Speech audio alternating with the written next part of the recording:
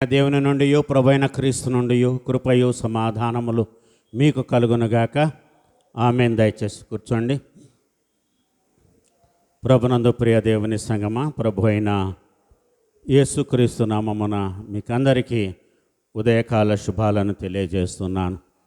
మీరందరూ కూడా దేవుని యొక్క కృపను బట్టి సంతోషంగా ఉన్నారని, ఆరోగ్యంగా ఉన్నారని, దేవుని యందు బలము కలిగి ఉన్నారని నమ్ముచు మీ అందరి తరపున దేవునికి కృతజ్ఞతాస్తుతులను నేను చెల్లిస్తున్నాను.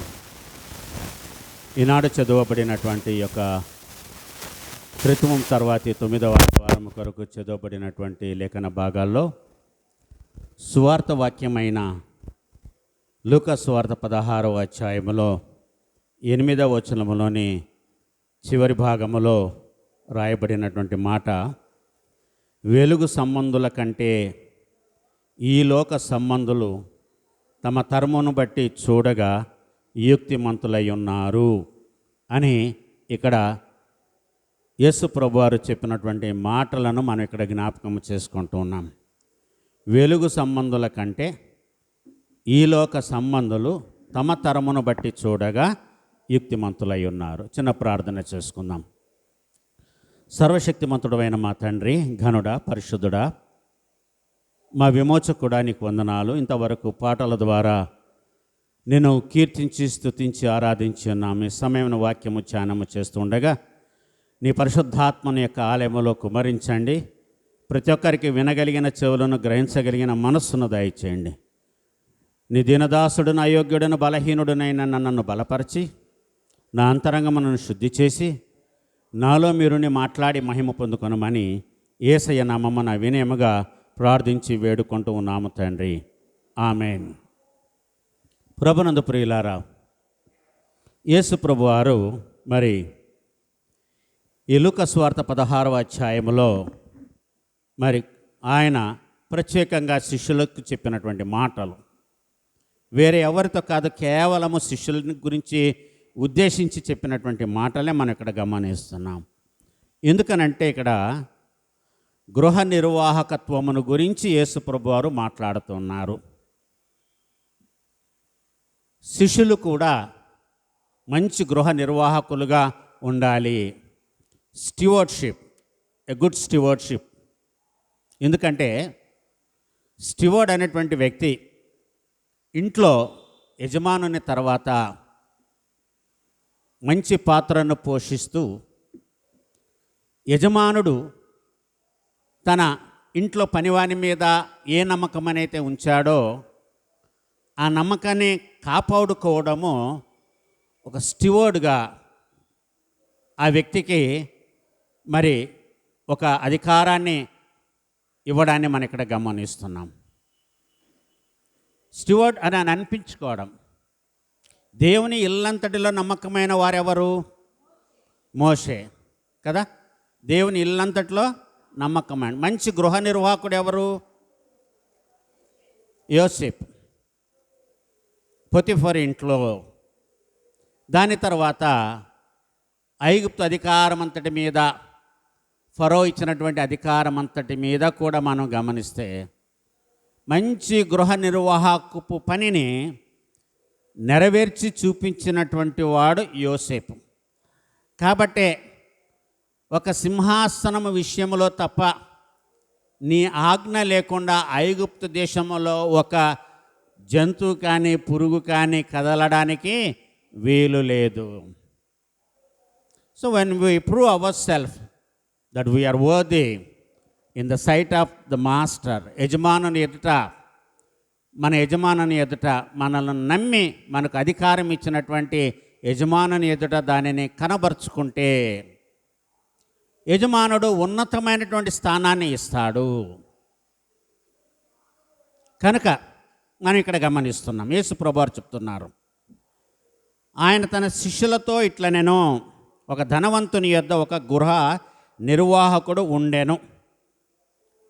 వాడు అతని ఆస్తిని పాడు చేయుచున్నాడని అతని యొద్ద వాని మీద నేరము మోపబడింది. ఒక కంప్లైంట్ వచ్చింది యజమానుడి దగ్గరికి. నువ్వు ఒక వ్యక్తిని నమ్మావు, నమ్మి సర్వాధికారాలు ఇచ్చావు నీ ఆస్తి మీద. ఇటువైపు చూడండి. చర్చిలోనికి వస్తూ ఉంటారు, వెళుతుంటారు, వచ్చిపోయే వాళ్ళని మీరు చూడకండి ప్రసంగం చెప్పేటప్పుడు.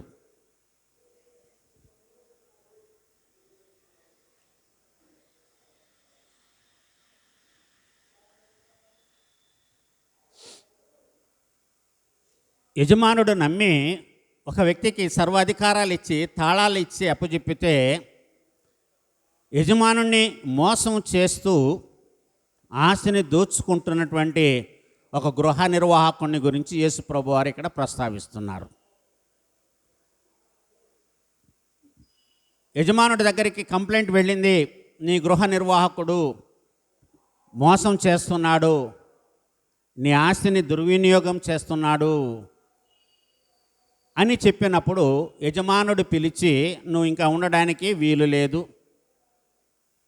You are going to be charged, you are going to be fired, నేను తీసివేస్తున్నాను, కాబట్టి లెక్కలన్నీ అప్పచెప్పి నీ పదవి నుంచి నువ్వు తప్పుకో, నీ గృహ నిర్వాహకత్వం నుంచి నువ్వు తప్పుకో అని అన్నప్పుడు ఆ గృహ నిర్వాహకుడికి పుట్టినటువంటి తలంపును గురించి యేసు ప్రభు వారే ఇక్కడ చెప్పారు. అందులో చెప్పబడినటువంటి ఒక భాగం ఏంటంటే, ఆ గృహ నిర్వాహకుడు చేసినటువంటి పని, నేను ఉద్యోగము పోగొట్టుకుంటే నా గతి ఏమవుతుంది తరువాత, దానిని నిలుపుకోవాలి, ఉద్యోగము పోయినా నేను బ్రతకాలి, దానిని నిలుపుకోవాలి అని అంటే ఆయన ఆలోచించిన ఆలోచనను గురించి యేసు ప్రభువారు చెప్తూ అన్న మాట ఏంటంటే, వెలుగు సంబంధుల కంటే ఈ లోక సంబంధులు తమ తరమును బట్టి చూడగా యుక్తిమంతులై ఉన్నారు. వెలుగు సంబంధుల కంటే ఈ లోక సంబంధులు తమ తరమును బట్టి చూడగా వాళ్ళు యుక్తి కలిగి ఉన్నారు. ఎందుకంటే ఆ గృహ నిర్వాహకుడు చేసినటువంటి పనిని యజమానుడు మెచ్చుకున్నాడు. ఎందుకు మెచ్చుకున్నాడంటే, తన తప్పు తాను తెలుసుకొని సరిదిద్దుకున్నాడు కాబట్టి, తనకు పట్టేటువంటి స్థితిని ఆయన జ్ఞాపకము చేసుకున్నాడు కాబట్టి, ఏమంటున్నాడంటే ఆయన తనలో తాను మాట్లాడుకుంటూ అంటున్నాడు, నా యజమానుడు ఈ గృహ నిర్వాహకత్వపు పనిలో నుండి నన్ను తీసివేయును గనక నేనేమి చేతును, త్రవ్వలేను, భిక్షమెత్త సిగ్గుపడుచున్నాను. నన్ను ఈ గృహ నిర్వాహకత్వపు పని నుండి తొలగించున్నప్పుడు వారు నన్ను తమ ఇండ్లలోకి చేర్చుకున్నట్లు ఏమి చేయవలెనో నాకు తెలియను.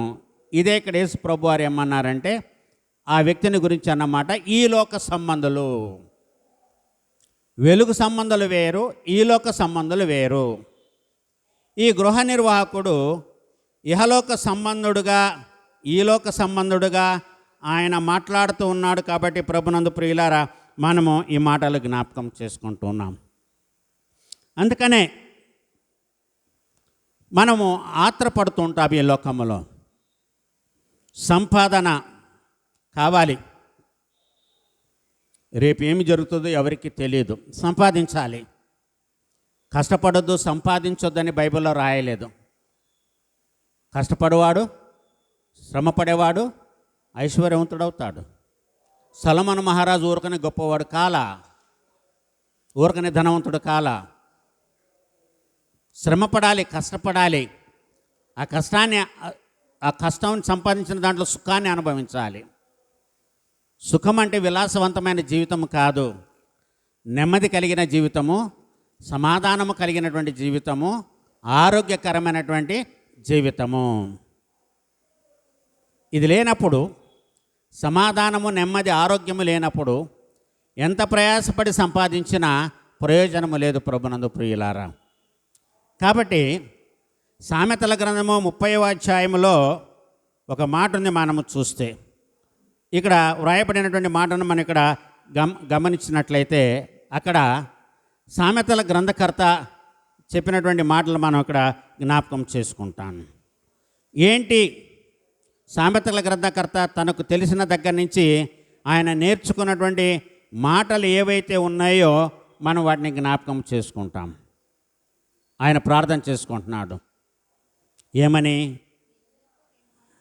వ్యర్థమైన వాడిని, అబద్ధములను నాకు దూరముగా ఉంచుము, పేదరికమునైనను ఐశ్వర్యమునైనను నాకు దయచేయకము, తగినంత ఆహారము నాకు అనుగ్రహింపుము. ఎక్కువైన ఎడల నేను కడుపు నిండిన వాడనై నిన్ను విసర్జించి యెహోవా ఎవడని అందునేమో, లేక బీదనై దొంగిలి నా దేవుని నామమును దూషించునేమో అని ప్రార్థన చేసుకుంటూ ఉన్నాడు. సో మనిషికి ఎక్కువ ఉన్నా కష్టమే, తక్కువ ఉన్నా కష్టమే. కానీ ఇక్కడ మనం గమనించేది ఏంటంటే, ధనవంతులు పేదవారి మధ్యన మరొక తరగతి ఉంది. వాళ్ళ మధ్య తరగతి వాళ్ళు ఉన్నారు. ధనవంతులు పేదవాళ్ళ మధ్యన ఆర్థిక శాస్త్రము, ఎకనామిక్స్. ఈ ఆర్థిక శాస్త్రములో ధనవంతుడు పేదవాడికి మధ్యన ఉన్నటువంటి వాడు మధ్య తరగతికి సంబంధించినటువంటి వ్యక్తి. ఈయనేమంటున్నాడంటే, నన్ను మధ్య తరగతిగా పెట్టు, నన్ను గొప్పగా ధనవంతుడిగా చేయవద్దు, మరీ పేదవాడిగా నన్ను చేయవద్దు. మిడిల్ క్లాస్లో, let me be in the middle class in the economical status. ఆర్థిక పరంగా నేను మధ్య తరగతి జీవితాన్ని జీవించాలి అని అనుకుంటున్నాను. ఎందుకంటే ఈ రెండు డేంజరే అంటున్నాడు. Either richness or poorness, either richness or poverty. Poverty అంటే దరిద్రతనము, ఏమి లేని కాలము. కాబట్టి నన్ను అలాగ చేయకుండా నన్ను నార్మల్ స్టేజ్లో ఉంచు అని. కానీ సహజంగా మనం ఆలోచించి చూస్తే నలిగిపోతున్నవాడు, ఈ రోజున సమాజంలో నలిగిపోతున్నవారు ఎవరు అని అంటే మధ్యతరగతి ప్రజలే. అటు పైకి ఎక్కలేక ఇటు కిందికి దిగలేక ధనవంతులతో ఐడెంటిఫై కాలేరు, అలాగే పేదవాళ్ళతో కూడా వాళ్ళు ఐడెంటిఫై అవ్వలేరు. సో ధనవంతుడిని చూసి,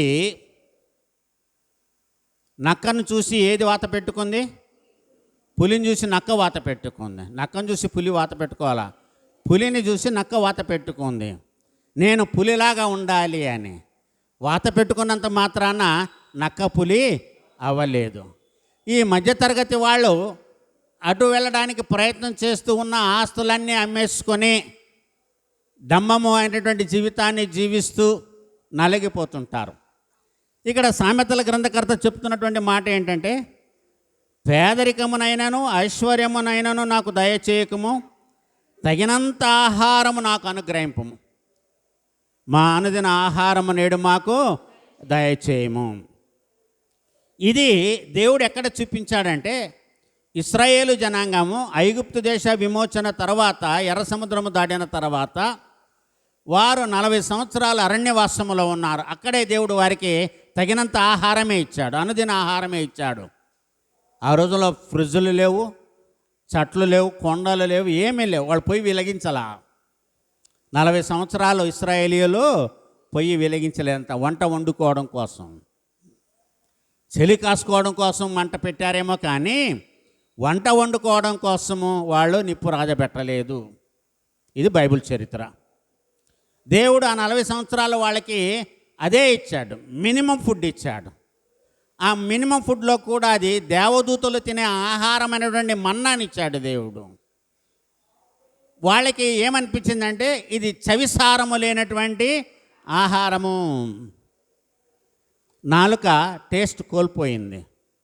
సణుక్కున్నారు, నీటి కోసం సణుక్కున్నారు, మాంసం కోసం సణుక్కున్నారు, కీరకాయల కోసం, దోసకాయల కోసం, దుంపల కోసం. వాళ్ళు యెహోవా దేవుని మీద ఉన్న కోపాన్నంతా కూడా మోషే మీద చూపించారు. సో ఆ స్టేజ్, ఆ 40 సంవత్సరాలు వాళ్ళు ఎటువంటి జీవితాన్ని జీవించారో, మరి 400 సంవత్సరాలు ఐగుప్తు దేశంలో ఉన్నప్పుడు వాళ్ళు జీవించినటువంటి జీవితం ఏంటి? వాళ్ళు తిన్న ఆహారము గొప్పదే, కానీ దానికి 2 రెట్ల శ్రమను వాళ్ళు అనుభవించారు. ఇశ్రాయేలీయులు 2 రెట్ల శ్రమను వాళ్ళు అనుభవించారు ఐగుప్తు దేశంలో. ఇక్కడ యేసు ప్రభువారు చెప్తున్నటువంటి గృహ నిర్వాహకత్వపు పనిలో ఈ రోజున అందరూ యజమానులుగా ఉండాలని కోరుకుంటారు, కానీ గృహ నిర్వాహకులుగా ఉండాలని కోరుకునే వాళ్ళు చాలా తక్కువ మంది. గృహ నిర్వాహకుడు కూడా, నేను కూడా ఒకరోజు యజమానుని అవ్వాలి అని అనుకుంటాడు. నేను ఎప్పటికీ ఇంతేనా, నా యథార్థతనంతా నా నీతినంతా కూడా నేను నా యజమానునికి చూపిస్తే నాకు వచ్చే లాభం ఏంటి? నేను ఎప్పుడు సంపాదించుకోవాలి? నేను ఇంత నమ్మకంగా ఉన్నాను కాబట్టి నాకు ఒక సంవత్సరం ఒక బోనస్ వస్తుందేమో, అంతేకాని నా యజమానునిలాగా నేను సంపాదించుకోలేను.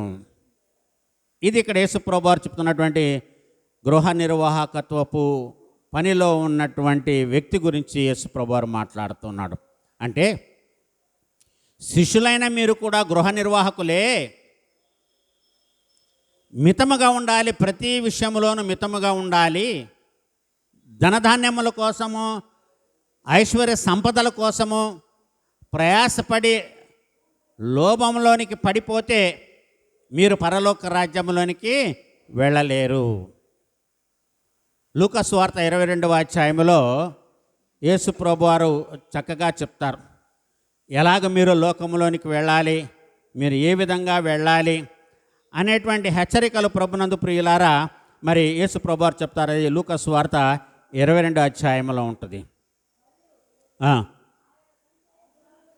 మరి ఆయన సంచెయు జాలను నేను మిమ్మల్ని పంపినప్పుడు మీకేమైనా తక్కువ ఆయనా అని వారిని అడిగినప్పుడు వారు ఏమీ తక్కువ కాలేదనిరి. చాలు, నేను మిమ్మల్ని ఒట్టి చేతులతో పంపించాను, మీకు సంచి ఇవ్వలేదు, మీకు జాలనివ్వలేదు భిక్షమెత్తుకోవడానికి. బట్ యు ఆర్ ఫెడ్, మీ కడుపు నిండింది, మీకు ఏది తక్కువ కాలేదు. కాబట్టి శిష్యులలో ఏమి బలహీనత ఆయన చూశాడో తెలియదు, కానీ ఆ 12 మందిలో ఎవరిలో ఒక్కరిలో మేము కూడా యజమానుడు అవ్వాలనేటువంటి ఆలోచన ఎవరిలోనైనా యేసుప్రభువు వారు చూశాడేమో తెలియదు, కానీ ఈ ప్రస్తావన తీసుకురావాల్సి వచ్చింది. కాబట్టి మీరు ఇష్టపడి ఎంచుకున్నారు, నేను పిలువగానే మీరు వచ్చారంటే ఇష్టపడి ఎన్నుకున్నట్లుగానే అది సమానం, బలవంతంగా కాదు. ఒక ఆఫర్ ఇచ్చాడు యేసుప్రభువు వారు, రండి నేను మిమ్మల్ని మనుషులను పట్టు జాలర్లుగా చేస్తాను. సో వాళ్ళు వాళ్ళ వలలు ఆ పడవలు అన్నీ విడిచిపెట్టి యేసుప్రభువు వారిని వెంబడించారు. కనుక జీవితంలో మనుషులను పట్టు జాలర్లు అంటే ఏంటి ఆ క్షణాన వాళ్ళకి అర్థమై ఉండకపోవచ్చు. అందుకనే పేతురు ప్రశ్నించాడు, ఇదిగో ప్రభువా, మేము సమస్తమును విడిచి మేము నిన్ను వెంబడించాము కదా, మాకేంటి లాభము అన్నప్పుడు యేసు ప్రభువారు ఒక మాట చెప్పారు.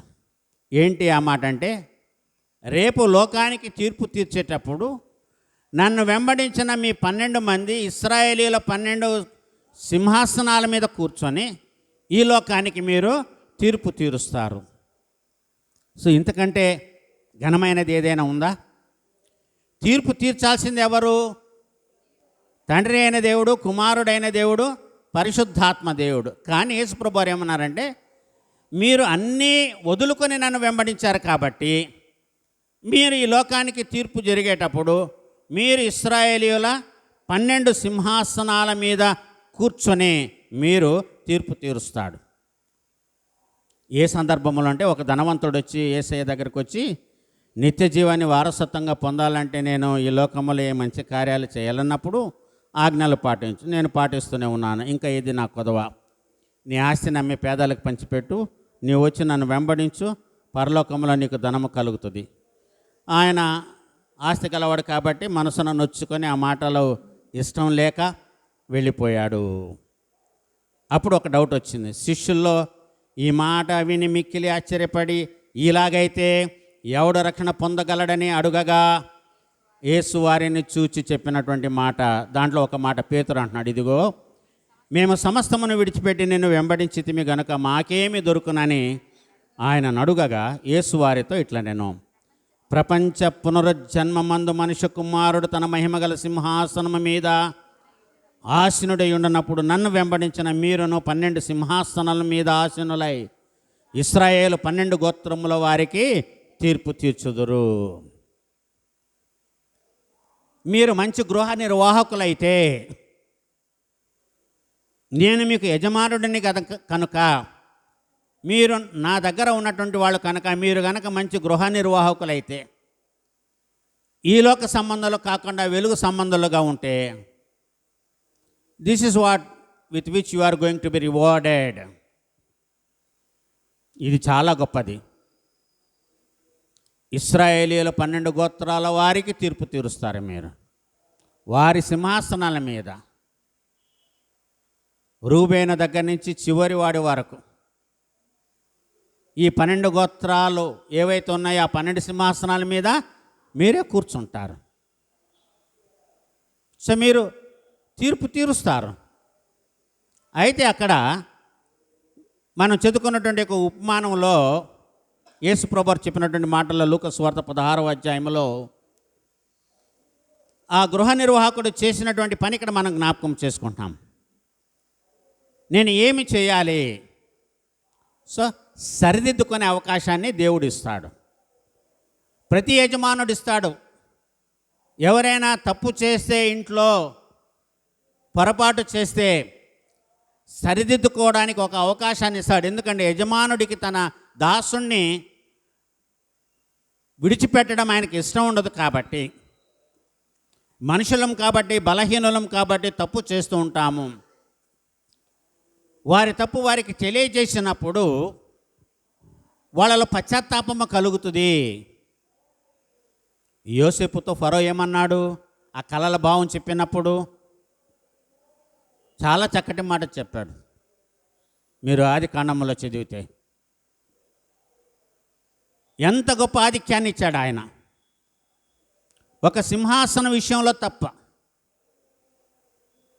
మిగతా అధికారాలన్నీ కూడా నేను నీకు ఇస్తూ ఉన్నాను.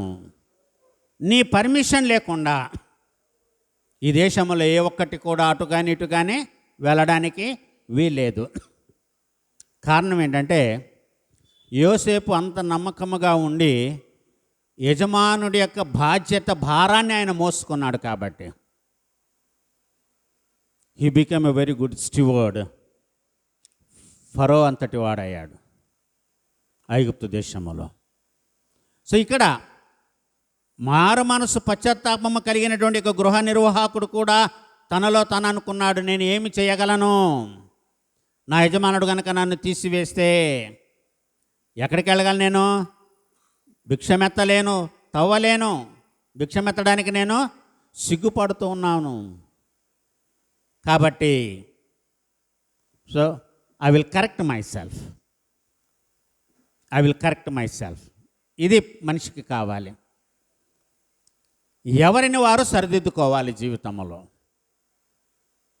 If you correct your self you will be rewarded by God. దేవుడు మనల్ని ఆశీర్వదిస్తాడు. మనల్ని మనము సరిదిద్దుకుంటే, మన లోపాన్ని మనము సరిదిద్దుకుంటే, మన బలహీనతను మనము సరిదిద్దుకుంటే. కొంతమంది అనుకుంటారు ఏమైతే ఏమైంది, మేము ఇట్లాగే ఉంటాం అనుకుంటారు. ఉండొచ్చు కానీ దాని తర్వాత కాన్సిక్వెన్సెస్ అనేది ఉంటుంది. దాన్ని ఫేస్ చేయడానికి సిద్ధపడి ఉండాలి. లేదు నేను ఇలాగే ఉంటానంటే తరతరాలు బిడ్డలు శపింపబడతారు. దేవుని యొక్క ఆజ్ఞలను గైకొని ఆయన వాక్యం ప్రకారం జీవించే వాళ్ళు ఏ విధంగా ఆశీర్వదింపబడతారో దావీదు మహారాజ్ చెప్పాడు. 103వ సంకీర్తన 17-18 వచనాల్లో చెప్పాడు.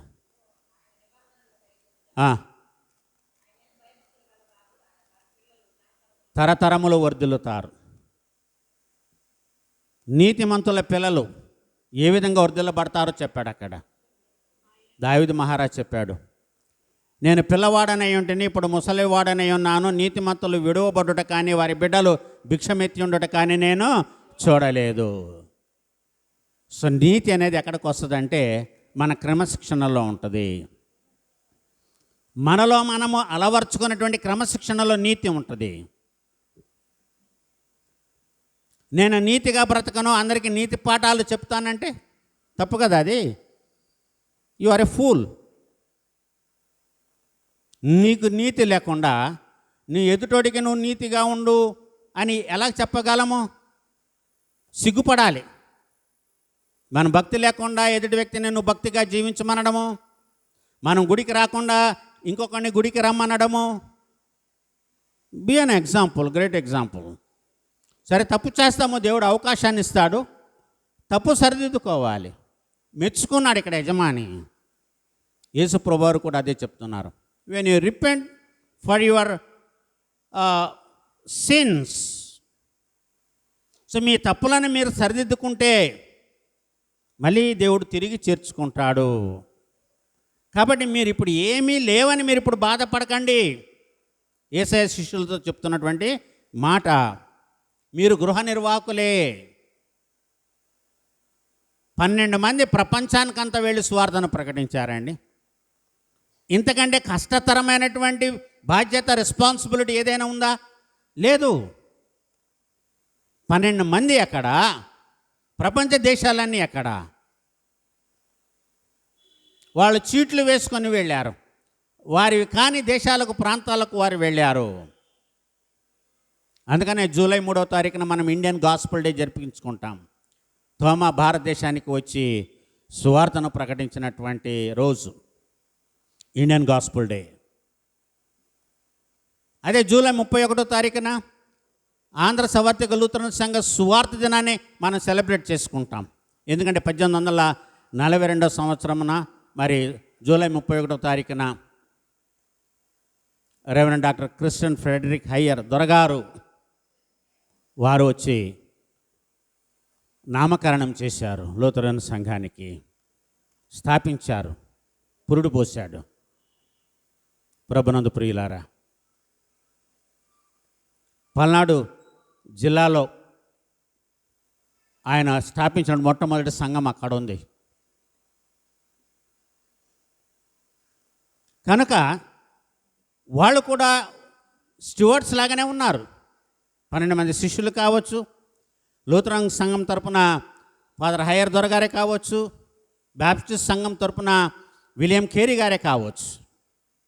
ఎవరెవరు ఏ మిషనరీ ఏ దేశాల నుంచి వచ్చి ప్రపంచ దేశాల్లోనికి వెళ్ళి వాళ్ళు సువార్తను ప్రకటించి నమ్మకంగా ఉన్నారో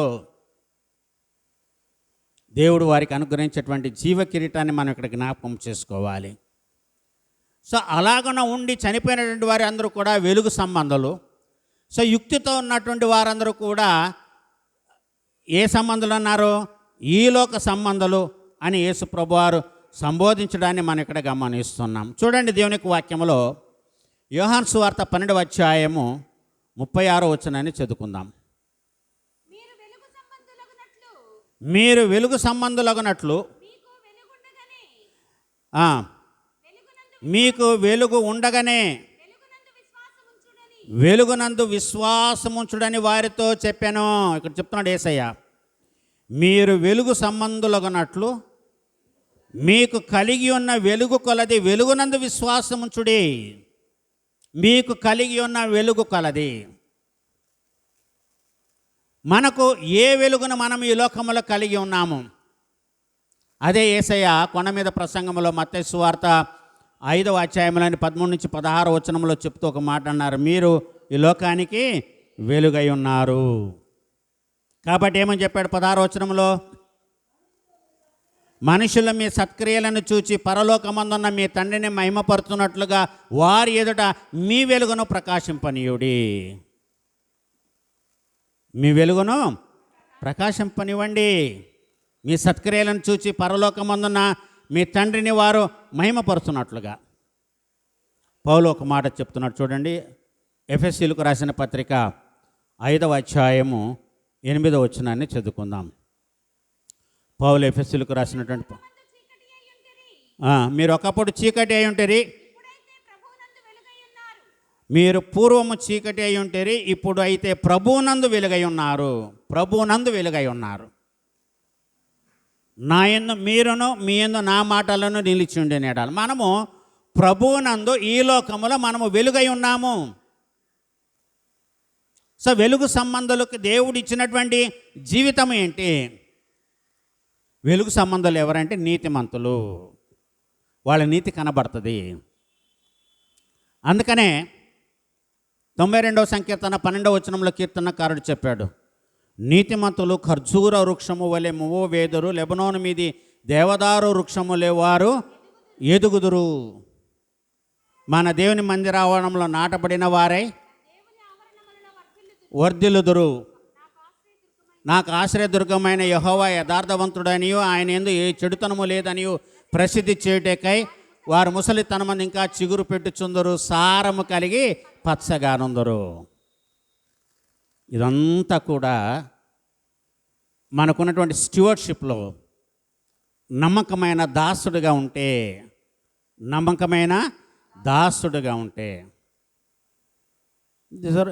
I don't say these are the benefits, rewards.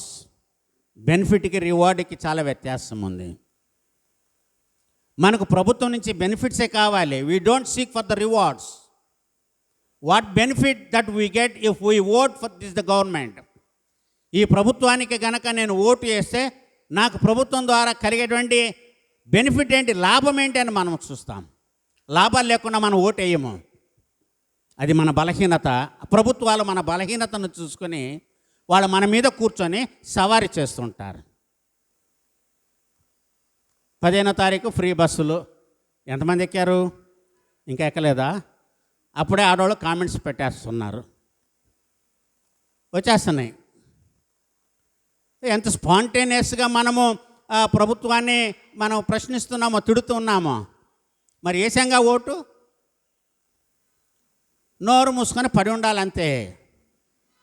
మన బెనిఫిట్సే కావాలి, మనకు రివార్డు కాదు. ప్రజాస్వామ్యం ఎక్కడుంది? అక్కడ డెమోక్రసీ అనేదే లేదు. పేరుకే డెమోక్రసీ కాన్స్టిట్యూషన్లో, మిగతాదంతా అక్కడేం లేదు. అంత కూడా ఏంటంటే నియంత పరిపాలనే. మేము మీకు బెనిఫిట్స్ ఇస్తున్నాము, యూ ఒబే, లోబడి ఉండాల్సిందంతే. 5 సంవత్సరాలు కానీ మళ్ళీ మనకు మెలకువ రాదు. మళ్ళీ అప్పుడు అదే సేమ్, మళ్ళీ ఇంకేదో పథకం పెడతారు, మళ్ళీ అప్పుడదే. కాదండి, don't seek for benefits, seek for the rewards. Rewards అనేది దేవుడు ఇస్తాడు. పథకాలు అనేవి నాయకులు ఇస్తారు, పరిపాలించే వాళ్ళు ఇస్తారు. మనిషికి కావాల్సింది పథకాలు కాదు. So don't depend upon the schemes of the government. ఏమో ఇది యూట్యూబ్లోకి వెళ్తే ఎవరైనా నన్ను పట్టుకుంటారేమో తెలీదు నాకు. సర్లేండి, వినేయండి. అరెస్ట్ చేస్తే అరెస్ట్ చేస్తారు, ఏమవుతుంది? మీరున్నారు కదా నన్ను వచ్చి ఇడిపించడానికి, రారా? Okay, fine. ఇక్కడ పౌలు ఎఫెసీయులకు రాసిన పత్రిక 5వ అధ్యాయం 8వ వచనం చెప్పినట్లుగా, మీరు పూర్వమందు చీకటి అయి ఉంటారు, ఇప్పుడు అయితే ప్రభువునందు వెలుగై ఉన్నారు. Once you are in darkness, you are dark. మీరే చీకటి అన్నారు, మీలో చీకటి కాదు, మీరే చీకటి. ఎప్పుడైతే యేసు ప్రభువారు ఈ లోకానికి వచ్చాడో, లోకరక్షకుడు వచ్చాడో, ఆయన మరణం ద్వారా మనం ఏమయ్యామో? వెలుగయ్యాము. యేసుక్రీస్తు ద్వారా మనం ఈ లోకంలో వెలుగయ్యాము. సో ఈ వెలుగు మనలో ఉన్నంత వరకు, ఈ వెలుగుని గురించి ఎక్కువగా చదవాలంటే యోహాను సువార్తనే చదవాలి, యోహాను రాసినటువంటి పత్రికలు చదవాలి. వెలుగు గురించి ఆయన చక్కగా చెప్పుకుంటూ వచ్చాడు, ప్రభునందు ప్రియులారా. కాబట్టి మరి యేసు ప్రభువారు చెప్తున్నటువంటి ఒక వాక్యములో ఈ మొదటి భాగంలో మనం ఇది చూస్తున్నాం. మార్చుకోండి, అవకాశం ఇవ్వబడింది, మిమ్మల్ని మీరు సరిదిద్దుకోండి, మంచి గృహ నిర్వాహకత్వపు పనిలో మీరు ఉండండి, వెలుగు సంబంధులుగా ఉండండి, కానీ ఈ లోక సంబంధులుగా మీరు ఉండకూడదు. లూకా సువార్త 20వ అధ్యాయము 34వ వచనాన్ని చదువుకుందాం. అందుకు యేసు, ఈ లోక జనులు పెండ్లి చేసుకొందరు, పెండ్లికి వీయబడుదురు. చాలండి. ఈ లోక సంబంధాలు, పరలోక సంబంధాలు ఏంటి? అక్కడ పెళ్ళిళ్ళు ఉండవు. ఈ లోకం మనం ఉన్నాం కాబట్టి ఇది ఉంటుంది. లోకము నిలిచినంత వరకు, ఆడ మగ ఈ 2 జాతులు ఉన్నంత వరకు వివాహాలు జరుగుతుంటాయి. ఇది ఈ లోక సంబంధమైనది. పరలోక సంబంధమైన వాళ్ళందరూ ఏ విధంగా ఉంటారు? దేవదూతల్లాగా ఉంటారు. అక్కడ పెళ్ళిళ్ళు ఉండవు. అక్కడ పెళ్ళిళ్ళు ఉండవు ప్రభునందు ప్రియులారా. సో ఈ లోక సంబంధాల ప్రకారం ఇక్కడ ఈ లూకా సువార్త 20వ అధ్యాయం 34వ వచనం ప్రకారం యేసు ఈ లోక జనులు, ఈ లోక సంబంధాలు పెళ్లి చేసుకుంటారు, పెళ్ళికి ఇవ్వబడతారు. సో మీరు ఈ లోక సంబంధాలు వీళ్ళు యుక్తిగా ఉంటారు. యుక్తి కుయుక్తి రెండు ఉంటాయి. యుక్తిగా నడుచుకోవడం. ఏంటి యుక్తి? ఈయన యుక్తిని చూపిస్తున్నాడు. నేను ఎవరెవరి దగ్గర అన్యాయంగా తీసుకున్నానో దాన్ని నేను సరిదిద్దుకుంటే వాళ్ళు నన్ను మెచ్చుకుంటారు, వాళ్ళు నన్ను తమ ఇళ్లలోనికి చేర్చుకుంటారు. ఇది ఈ లోక సంబంధపు ఆలోచన. పరలోక సంబంధమైనటువంటి వెలుగు సంబంధమైనటువంటి జీవితంలో మనము చీకటి కాదు, ఇప్పుడు మనమే వెలుగు. మనలో చీకటి కాదు, మనమే వెలుగు ఈ లోకానికి. అందుకని యేసు ప్రభువారు చెప్పారు, మీరు ఈ లోకానికి వెలుగై ఉన్నారు. You are the light of the world. ప్రభునందు ప్రియులరా, మనమందరము కూడా మనలో వెలుగుంది. మనమందరము కూడా వెలుగే. మనమందరము కూడా వెలుగే. మనం వెలుగు సంబంధులము, మనము చీకటి సంబంధులము కాము. ఆ విధంగా జీవించాలని ఈనాటి సువార్త వాక్యము మనల్ని హెచ్చరిస్తూ మనకు పిలుపునిస్తుంది. రెండవదిగా చదువబడినటువంటి పత్రిక వాక్యములో పౌలు కొరింథీయులకు రాసిన మొదటి పత్రిక 10వ అధ్యాయము 6 నుంచి 13వ వచనములో చదువుకున్నటువంటి లేఖన భాగములో, వారు ఆశించిన ప్రకారము మనము చెడ్డవాటిని ఆశింపకుండానట్లు ఈ సంగతులు మనకు దృష్టాంతములుగా ఉన్నవి. కంపారిజన్. వారు ఆశించిన ప్రకారము. ఎవరు వీరు? వారు ఏమి ఆశించారో మనం ఇక్కడ గమనించాలి. సంఖ్యాకాండము 11వ అధ్యాయము 4వ వచనాన్ని చదవండి. 11:4 సంఖ్యాకాండం. వారి మధ్యనున్న మిక్స్డ్ పీపుల్. మిశ్రిత జనం అంటే ఎవరు? ఎవరు?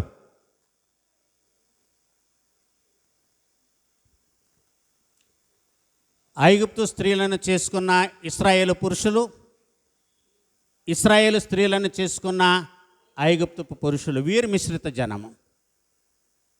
వాళ్ళనే మిశ్రిత జనం అన్నారు. వాళ్ళు ఐగుప్తు దేశం నుంచి వచ్చేటప్పుడు చాలామంది వచ్చారు.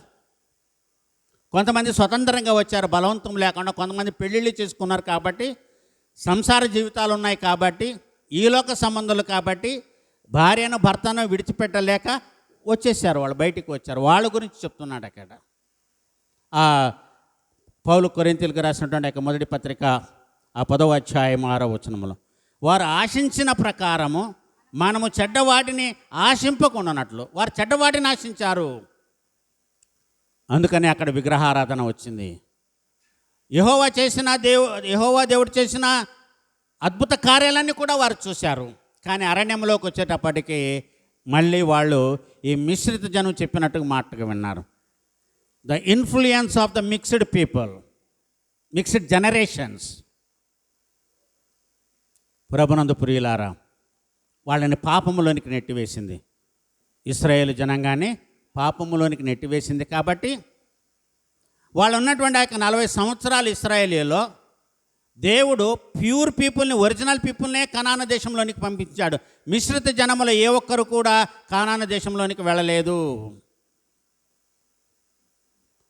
దేవుడు వారిని ప్యూరిఫై చేయడానికి 40 సంవత్సరాలు పట్టింది. అందరూ కూడా అరణ్యంలోనే రాలిపోయారు.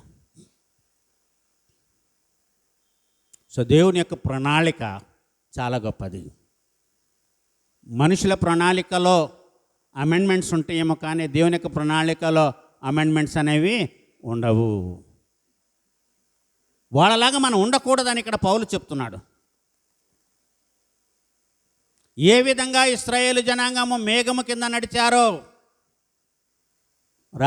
ఉదయం పూట మేఘస్తంభముగాను, రాత్రిపూట అగ్నిస్తంభముగాను దేవుడు ఇశ్రాయేలుకు తోడుగా ఉండి వారిని నడిపించాడు వారి యొక్క నిర్గమములో, ప్రయాణములో.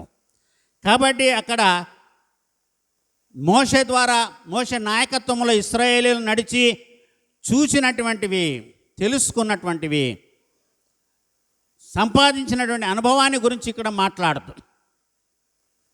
ఈ మిశ్రిత జనము ఒరిజినల్ పీపుల్ అయినటువంటి ఇశ్రాయేలీయుల్ని విగ్రహారాధన వైపు నడిపించారు. కాబట్టి వాళ్ళలో ఎక్కువ మంది దేవునికి ఇష్టలుగా ఉండకపోయేది గనక వారు అరణ్యములో సంహరింపబడిరి. అందుకని 3 సాదృశ్యాలు ఇక్కడ మనం చూస్తున్నాం. ఏంటి? 8వ వచనం చూస్తే, మరియు వారి వలె మనము వ్యభిచరింపకయుందము, వారిలో కొందరు వ్యభిచరించినందున ఒక్క దినముననే 23,000 మంది కూలిరి. రెండవది, మనము ప్రభువును శోధింపకయుందము, వారిలో కొందరు శోధించి సర్పముల వలన నశించిరి. మీరు సణుగకుడి, వారిలో కొందరు సణిగి సంహారకుని చేత నశించిరి. సో ఈ మిశ్రిత జనాంగం ద్వారా ఇశ్రాయేలీయులు కలిగినటువంటి నష్టాలు 3. ఇక్కడ వ్యభిచారం అంటే ఏంటంటే అన్య దేవతలను పూజించడము, అన్య దేవతలకు బలులు ఇవ్వడము, ధూపము వేయడము, నైవేద్యాలు పెట్టడం. ఈ 3 కారణాలు. కాబట్టి వాళ్ళు దేవునికి ఇష్టలుగా ఉండలేకపోయారు. కాబట్టి most of the people were killed in that wilderness. అరణ్యంలో వారు సంహరింపబడిరి. కారణం ఏంటి? వారు ఆశించిన ప్రకారము మనం చెడ్డవాటిని ఆశింపకుండానట్లు ఈ సంగతులు మనకు దృష్టాంతములుగా ఉన్నవని పౌలు చెప్తున్నాడు. వారు నశించినట్లుగా మనము నశించకూడదు. క్రైస్తవులుగా ఉండి ఏవి పాటించాలో వాటినే పాటించాలి.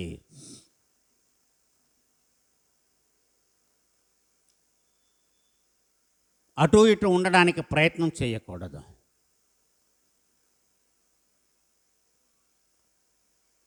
ప్రభునందు ప్రియులారా గమనించండి. కాబట్టి ఇక్కడ పౌలు చెప్పినటువంటి మాటలు ఏ విధంగా ఇశ్రాయేలీయులు నాశనమయ్యారు, ఈ సంగతులు దృష్టాంత రూపములుగా వారికి సంభవించి యుగాంతమందున మనకు బుద్ధి కలుగుటకై వ్రాయబడెను. ఎందుకు ఇశ్రాయేలీయుల నాశనం గురించి ఇక్కడ వ్రాయబడిందంటే మనకు బుద్ధి కలగడానికే. మనము కూడా వాళ్ళు జీవించినట్లుగా జీవిస్తూ ఉన్నామేమో. ఒకవేళ మార్చుకోండి. ఆ గృహ నిర్వాహకుడు తను తాను ఏ విధంగా సరిదిద్దుకొని మళ్ళీ మెప్పు పొందాడో యజమాని దగ్గర, మన దేవుని దగ్గర కూడా మనము కూడా ఆ విధంగా మెప్పు పొందడానికి మనల్ని మనం మార్చుకోవాలి. అది ఈ కొరింథీయులకు రాసిన మొదటి పత్రిక 10వ అధ్యాయము 6 నుంచి 13 వచనంలో మనం ఇక్కడ గమనిస్తున్నాం. మనం ఎక్కడున్నామంట? యుగాంతమందు ఉన్నామంట. యుగాంతము. ఈ యుగాంత కాలంలో సృష్టిలో ఏవేవి జరుగుతున్నాయో మనకు అన్నీ కూడా కనబడుతున్నాయి. చూడండి, పౌలు రోమీయులకు రాసినటువంటి పత్రిక 13వ అధ్యాయము 11వ వచనాన్ని చదువుకుందాం. మరియు మీరు కాలమునెరిగి నిద్ర మేలుకొను వేళ అయినదని తెలుసుకొని అలాగూ చేయుడి అని ఇక్కడ చెప్తున్నారు.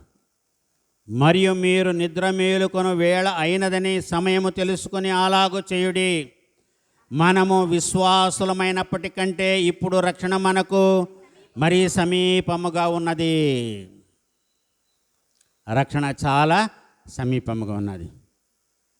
కాబట్టి నిద్ర మేలుకొనేటువంటి సమయం వచ్చింది. కాబట్టి ప్రభునందు ప్రియులారా, మనము నిద్ర నుండి మేలుకోవాలి.